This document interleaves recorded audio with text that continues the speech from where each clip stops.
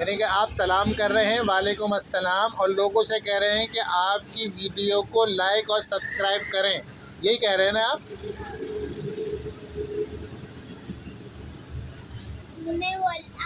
मैं plain road में नहाता चलन फैले होता तो चलन लग जाता है। बस अपनी छत में नहाता हूँ, साफ सुथरी होती है। अच्छा, छत आपकी साफ़ सुथरी होती है, आप बारिश में अपनी छत पे नहाते हैं।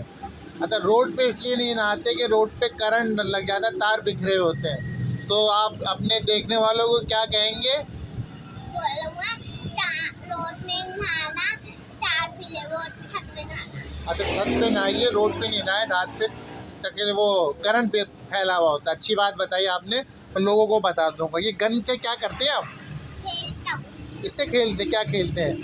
तब तो मारता हूँ। और गंदी बात होती है ना, मारना नहीं चाहिए ना सबको इसको। मुझे तो वेटते तो तारा तारा लेना वेट उसका तारा होता है।